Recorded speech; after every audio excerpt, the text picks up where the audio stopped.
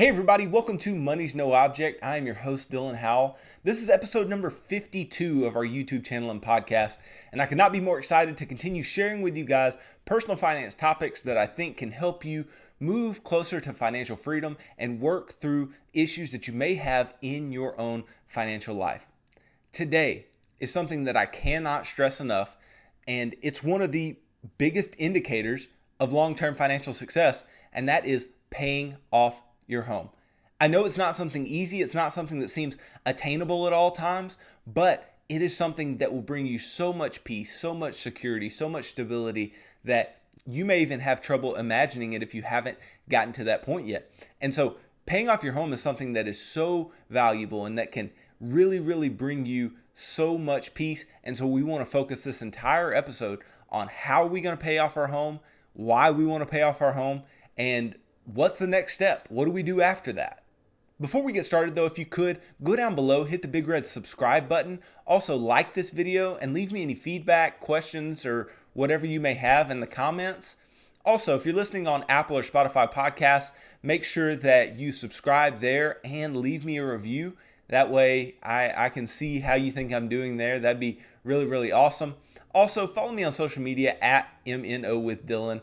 And I think it's just a really good follow, and you guys will really enjoy the things that I have to share with you guys day by day. I'm posting several times a day and just, giving you guys free content over and over again. That's what I'm about. I want to give you guys this free information so you can take it and use it to your best ability.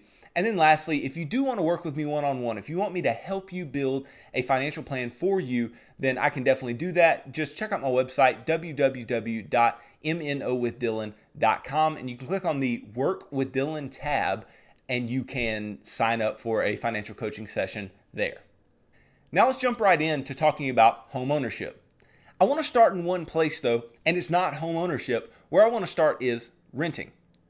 And is renting okay? And I'm renting right now, and you're talking about home ownership. Is this relevant to me? Well, renting is definitely okay, and it's best done in the short term. Now, I want to make that clear. It's not something we want to do forever or in the long term, but it is a good short-term fix for a housing situation, for a situation where you need housing, and let's say you are in debt, you don't have an emergency fund, you're struggling financially. You need to be renting. You do not need to be owning a home and having unnecessary costs. You need to be renting. And so renting is okay in those situations. But long term, we do want to move towards home ownership. Because truth be told, you never feel quite as free as when your residence is your own and not something that you are paying somebody else just to live there. So I'll kick off talking about home ownership by saying this. You need to own a home. Long term, you need to own a home. Renting forever is a dumb thing. Like I just said, it's just not smart to be forever throwing your money into somebody else's pocket. You want your money to be benefiting you, and renting's not doing that, but it can be good in the short term, like I said. Now, a home is the largest asset that you'll own for a long time. And so it's going to give you some, not free, but automatic net worth building that you're going to be doing as you are building equity in your home and making your payments. Even if you're not investing a ton at that point, or if you are still in debt and let's say you owned a home before you found out the things that I talked about, then you can still be building equity in that home by making your payment, but you won't be able to build real wealth with your other assets until you're out of debt, have your emergency fund, and things like that. But this does give you some free automatic wealth building, and it's going to be beneficial to you long term, and not in the way of creating income for you, but taking away expenses. And what this will do, what owning a home will do, is it will create some financial strength for you while you worry about other things financially that take a lot more intentionality. Like investing takes a lot more intentionality. You have to choose to invest, what to invest in, all these types of things. Once you own your home, you're going to have to pay that mortgage. You're going to have to pay for your home month by month, or however much you're going to pay. If you're paying more, whatever, really hitting on that mortgage hard, well, you're going to have to pay for it until you own it. And so that's something that's going to be automatically happening while you're spending a lot of your mental capacity on things like like I said, if you own a home before you got out of debt, then you're going to spend your mental capacity on getting out of debt. Or if you are already out of debt and have an emergency fund, you're going to spend a lot of your mental capacity on investing and saving for your kids' college and all these different types of things and really making goals for the future. But the home will still be there and will still be building equity. And that's a good thing for us. And the hope is one day you have a large paid for asset that is all yours, and it brings security and peace to your financial life that you couldn't imagine. And we'll dig into what that looks like here long term. So real quick, my suggestions when you are going to purchase a home are to be out of consumer debt. Don't have any student loans, credit cards, car payments, all those types of things. Be out of consumer debt. Then put the mortgage on a 15-year or less fixed rate mortgage. And you may say, dang, well, that becomes a big payment. But you're going to pay so much less in the long term on a 15-year mortgage. And we'll talk about why that is in a video later this week as well. And then also you want to be putting 20% down unless you're a first-time home buyer. Then just put down the most that you can or the minimum that is required and go ahead and get you a home and start building that equity in that home. But 20% down is a really big thing, so you can keep from having private mortgage insurance, and that can be really, really tough depending on the type of mortgages you get, and we'll talk about those types of mortgages as well later this week. So you may say, well, Dylan, this is all fine and good, but how in the heck am I going to pay off my home? My mortgage balance is $250,000, $200,000, $150,000. It's a ton of money.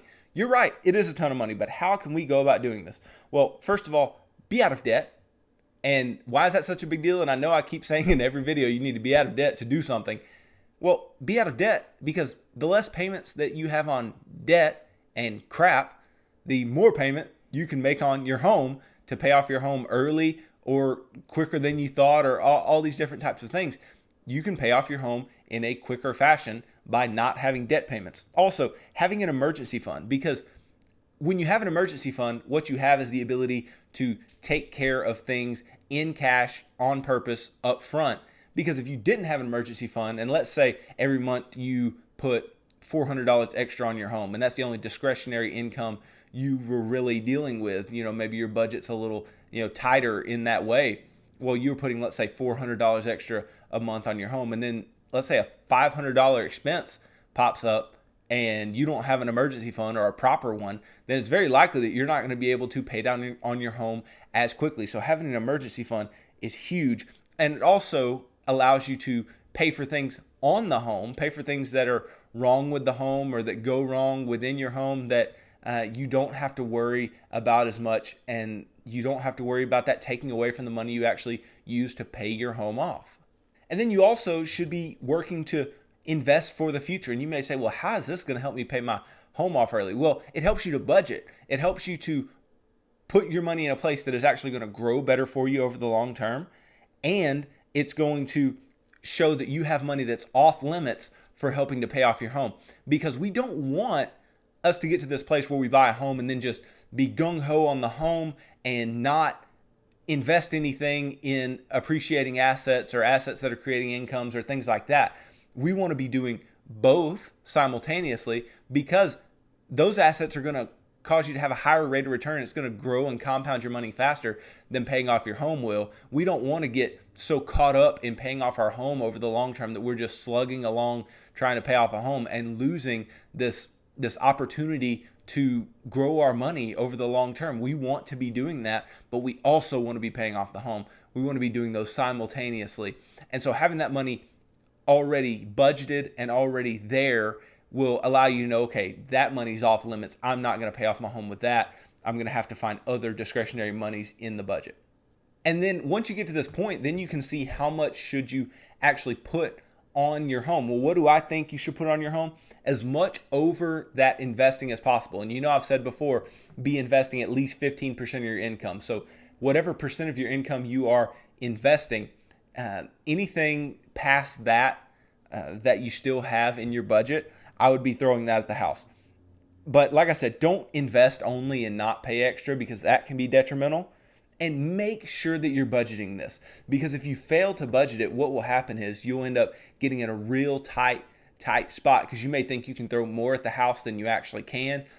You may think that you can invest more than you actually can, and things can get out of whack. Make sure you're writing it down, budgeting this out. Also, if you're not going to write down or budget out that you're going to put extra on the home, you won't do it. You will not do things that you don't write down or make a plan about. And so make sure that you actually make that plan. You put that down on paper or on a spreadsheet or whatever and say, that's how much I'm going to put on the home. Otherwise, you'll end up not putting that on your home. And then obviously, I just want you to be paying as much as you can to move the needle of time, because you can get stuck in a mortgage for a long, long time. There are mortgages nowadays that they're giving out that are, they're introducing 40-year mortgages. That is crazy to have a 40-year mortgage. So we just want to move the needle. The sooner we can get that increase in discretionary income because we don't have housing costs that we had previously, the better. And then let's just not forget that your house is expensive. Okay? Buying a home is expensive. Paying off a home is expensive. Okay? So not paying extra on your home is actually going to be more expensive. And you can go check out, I have a tool on my website on the Tools for You tab at www.mnowithdillon.com.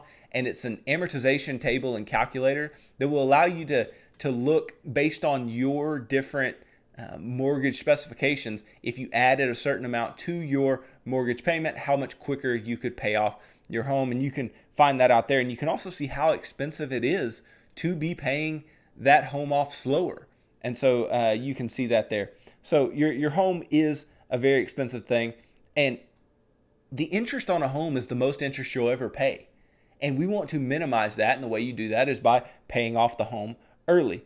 And then we also want to get rid of our biggest expense as soon as possible, because that is your biggest expense. And it's your biggest cost for most of your life is housing costs. And so the quicker we can get rid of that, the quicker we can actually have money to do with what we want. So why do we want to pay our mortgage off? Well, first off, if you keep your mortgage, you're going to stay in debt. Okay? And we want to be outside the bondage of debt as quickly as possible. And we don't want to have to deal with owing anybody or any company any kind of money. So it will keep you in debt if you keep your mortgage. You also forego greater investment. So if you keep your mortgage, then that money could be used for investing elsewhere. And I'll show you an example later this week in one of my videos where I'm talking about a comparison between investing or paying off the home and things like that. And then also you'll forego more giving. You'll forego being more generous because you have less discretionary income to do so. You'll also have less financial security and be able to have less emergency savings and less just discretionary spending. And this is all things that are going to put a damper on you. You can see why I call it financial bondage and slavery to debt, because it's holding you back from doing things that can benefit you long term. Because simply behaviorally, there's nothing better than paying off your home. And here's why: because you're an owner, not a consumer, right? We want to be owners of the things that we are controlling and the things that we invest in and things like that. We want to be owners, not consumers. Because if you pay off your home, you own it. But as long as you're paying that mortgage, you're still a consumer to the bank, right? And even though you're building equity systematically, you don't own the home until you absolutely own the home. Then it's going to bring about some positive emotions within you. You're going to be really proud of yourself when you get your home paid off. And you're going to feel like you can do a lot of things financially, that you have the confidence now to be able to push forward and invest more and push towards financial freedom like never before.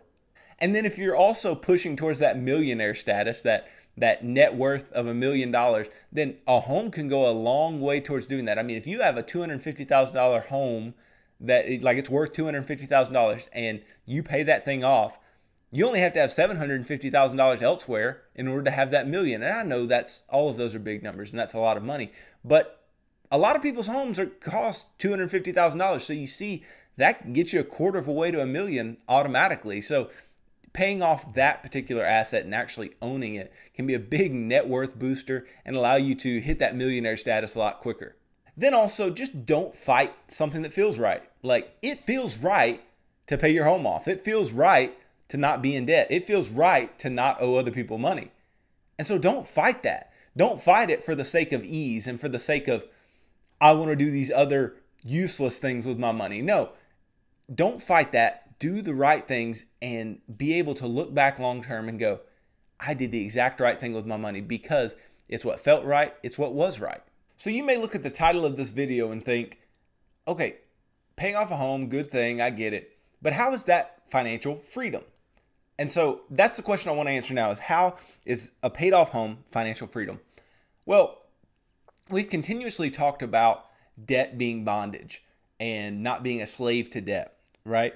Well, if that's bondage and that's slavery, then being out of debt and being done with debt is freedom. So it allows you to be done with debt because at this point we've paid off all our other consumer debts and this will be the final straw as far as debt goes.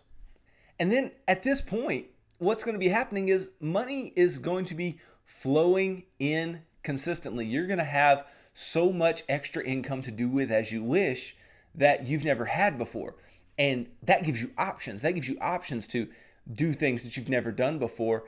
And options are freedom. You have the freedom to choose what you are going to do with the extra money that you used to put on your mortgage.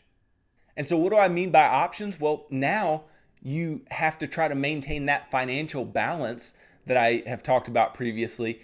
And the way you're going to maintain that balance is by picking some of this money to invest, some of this mortgage payment money that you now have every month, some of it to invest, some of it to spend on stuff and experiences that you want to have for yourself and your family, and then to ultimately give, to ultimately be generous.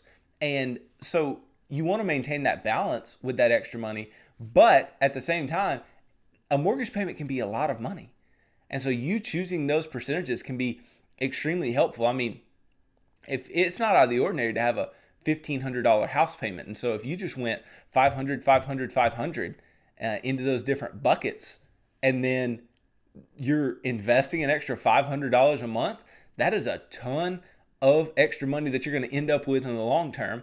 If you're giving $500 extra a month, that is an amazing amount to be giving, and you can start making a bigger difference with the money that you're giving. And then if you're spending or saving up to do something or to spend on something, $500 extra a month, that's another $6,000 a year that you have to spend on you and your family doing things and buying things that you will enjoy together or that you enjoy by yourself. If you're a single individual or if you're married, you and your spouse, whatever, you guys can enjoy more money in that way. And you see, you can just do so much more when there is no house payment. That's options. That's freedom. So is this even possible? Is it even possible to pay off your home? Because once again, all this sounds good, but can you really do it? Well, it does kind of seem impossible because the numbers are so large. We get intimidated by large numbers. We see all those zeros tacked on at the end and we're just like, it's a lot of money. I'll never get there. We underestimate ourselves. You have to understand first and foremost that it is a long-term game. It's not something that's going to be done today or tomorrow or next week or next month, unless you're already really close to paying off your mortgage, in which case it may be next week, next month, whatever. But if you're just kind of in the beginning of owning a home and you want to know how you're going to get this thing paid off in a reasonable amount of time, it seems daunting, but you have to know that it's a long-term game. That's why looking at that calculator on my website can help you so much, because it can give you an exact point at which you'll pay off your home, and you can be able to, you can mess with the numbers and realize, okay, that's exactly when I'm going to pay off my home, and have a vision and have a plan. Because if you don't have that vision, you can't wrap your head around these numbers. It seems pretty impossible to do. And this is a big thing, but you can do big things. You've already done big things. If you're at this point, then what have you already done? You've already paid off all your consumer debt. That's a big thing. You've built an emergency fund of 4 to 6 months of expenses. That is a big, big thing.